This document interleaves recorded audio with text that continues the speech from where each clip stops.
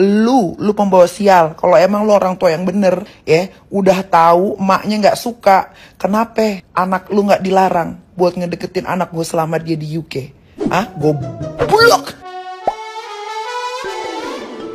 Hola netizen yang tercinta, Nikita Mirzani geram dengan klaim dari ayah Fadel Bajide yang mengaku membuat Laura sehingga rajin beribadah. Nikita Mirzani tidak terima karena dianggap tidak mengajarkan anaknya untuk beribadah. Nikita Mirzani tidak suka jika orang lain membicarakan persoalan pribadi yang menyangkut dengan anaknya. Sebelumnya, ayah Fadel Umar Bajide mengaku menolong anak Nikita Mirzani yang sedang terlantar sehingga memperbaiki ibadahnya. Ayah Fadel Bajide juga sempat mengkritisi pakaian anak Nikita Mirzani yang dinilai terlalu terbuka hingga pada akhirnya ia berpakaian tertutup. Bapaknya Fadel, lu ngaca nggak? Muka lu tuh kayak haram jadah, ya. Sama monyet aja masih cakapan monyet daripada muka lo. Bilang-bilang melarat. Lu yang melarat. Lu pembawa sial. Kalau emang lu orang tua yang bener, ya, udah tahu emaknya nggak suka, kenapa anak lu nggak dilarang buat ngedeketin anak gue selama dia di UK? Goblok. Nggak anaknya, nggak bapaknya, ya, semuanya PA. Bahlul. Lo habis ngunyah apa? Ngomong begitu. Habis ngunyah kemenyan lo. Bapaknya Fadel miskin gembel, yang jelek juga, yang bau. Gue rasa bau. Udah bukan bau mayat lagi, udah bukan bau langsang. Bau Bandar Gebang lo pada tau nggak? Nah, gimana nih menurut netizen yang terhormat? Silahkan berkomentar ya. Marah boleh, emosi boleh, kecewa boleh. Tetapi kalau menghina orang sampai ke ampas-ampasnya, seakan-akan sudah tidak ada lagi celah dalam hidupnya, itu sih terlalu ya, terlalu. Bagaimana kan dia tetap manusia, walaupun bibirnya biru, walaupun kulitnya ungu, walaupun rambutnya gimbal, walaupun seperti apa, dia tetap manusia. Dan lucunya lagi, manusia itu sangat dicintai oleh anakmu. Itu loh, itu yang perlu dikasih catatan. Cukuplah, stop menghina. Kalau mau ke proses aja. Stoplah, jangan suka-suka menghina. Nanti takutnya karma itu jatuhnya ke dirimu lagi loh. Ke dirimu lagi.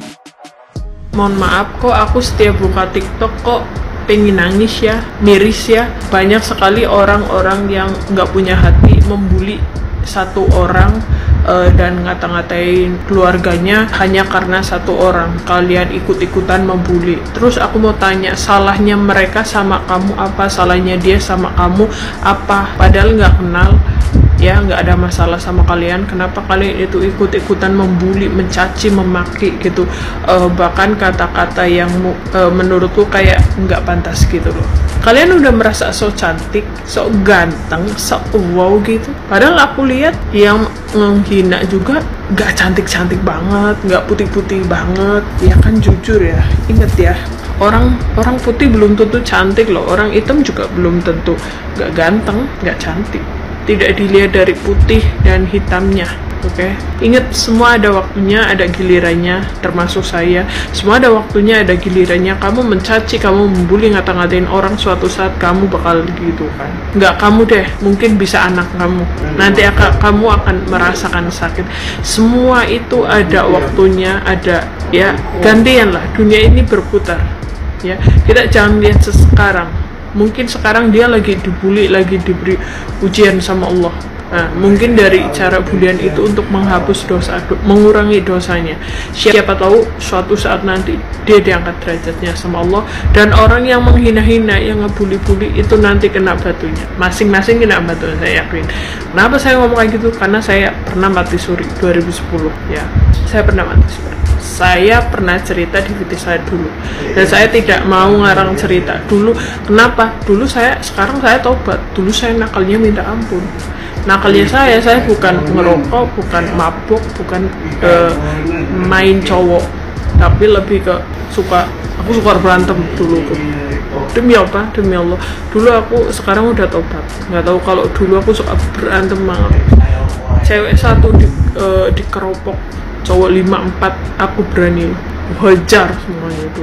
Sampai aku nggak dinaikkan sekolah, nggak dinaikin kelas sama gurunya, sampai biji aku disalah-salahin, dan aku pernah itu pantatnya sama gurunya, terus aku pernah dipepet ke tembok sama guru agama dulu ya.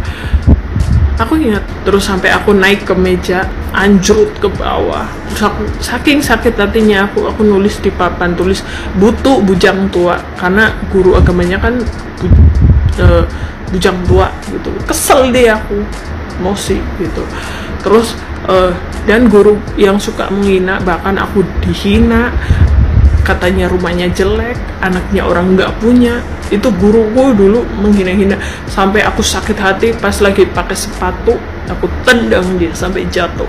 Bodoh amat, gak dinaikin, bodoh amat. Mau dinaikin, gak dinaikin sekali, kedua kali, bodoh amat. Karena saya sakit hati, kamu telah menghina-hina aku sama keluargaku, mama bapakku dihina, sakit hati gitu. Nah, sekarang yang menghina aku, gurunya sakit-sakitan, hartanya habis karena dikasih sakit oleh Allah Subhanahu wa Ta'ala untuk berobat ya. Dikasih sakit-sakitan sama Allah, kayak tengkorak hidup sama Allah, dikasih ganjaran. Amin. Udah dikasih ganjaran kok ya. Buat kalian yang mereka tuh nggak ada urusannya sama kalian, jangan hanya karena satu orang kalian menghina, menghujat, membuli. Semua ada waktunya, ada gilirannya masing-masing. Paham Anda? Apa saya ngomong kayak itu? Saya pernah mati suri, saya tahu. Cuman saya tidak bisa menceritakan secara detail karena itu hal gaib, ya kan?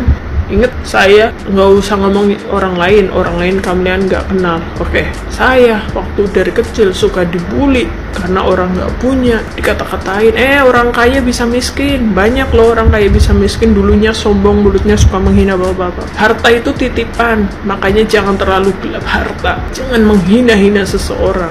Kalau memang orang itu perilakunya, perbuatannya tidak baik, serahkan ke pihak yang berwajib. Dan Allah nanti yang menghukumnya, karena kita bukan Tuhan, kita bukan Fir'aun ya. Nanti Tuhan bisa jadi orang ingat ya, orang yang melakukan kesalahan bisa bertobat, tapi orang yang merasa dirinya benar, berkuasa, kayak Fir'aun tahu. Dan kalian jangan kayak Fir'aun gitu loh. Ingat ya, semua ada balasannya, ada waktunya. Aku pernah dihujat demi Allah, bahkan aku pernah waktu hamil anakku, aku emang orang nggak punya, tapi aku yakin suatu saat aku jadi orang ya, nggak dihina sama orang. Dan kalau aku jadi orang yang berpunya, aku pengen bantu orang-orang yang mungkin menurutku perlu dibantu. Aku pernah nyariin rongsokan waktu hamil anak aku, tapi alhamdulillah Allah itu sekarang mengangkat derajatku, bahkan aku bisa mengangkat derajatnya orang tuaku, walaupun itu kelihatan atau enggak ya sama mereka. Biarin, dan Allah memberikan rezeki yang lebih melalui jalan yang berbeda-beda. Alhamdulillah, orang kaya bisa miskin. Jangan sombong. Lo diberi sakit, diberi kecelakaan, ya kan, diberi musibah, harta lo bisa habis. Apalagi harta yang nyari dengan cara yang baik, harta yang berkah aja bisa habis loh, apalagi harta yang nyarinya kurang berkah. Jangan sombong kalian menghina-hina seseorang ya. Semua ada waktunya, ada gilirannya. Oke? Ingat, dunia ini berputar ya. Yang tua menjadi nenek-nenek mati, yang muda menjadi tua. Ada saatnya balik lagi, seperti jam, dia berputar. Karena apa? Kau berasal dari tanah, akan kembali lagi ke tanah. Nah, makanya jam itu berputar. Kenapa kalau kalian ke Mekah itu harus ada yang diputerin? Karena harus ingat mati kalian tuh. Jangan terlalu gini, mentang-mentang lagi berkuasa. Semua ada waktunya. Kalian sekarang lagi dipakai, lagi digunakan, lagi muda. Ada waktunya kalian. Umur gak ada yang tahu. Sombong sekali kalian menghina-hina seseorang ya karena satu orang. Ingat, kalian punya keluarga, punya orang tua, punya anak. Jangan sampai suatu hari nanti anak kalian digitukan, atau kalian sendiri pasti sakit hati. Ingat, kalau kalian digitukan berarti itu balasan dari Allah karena perilakumu sendiri. Terima kasih.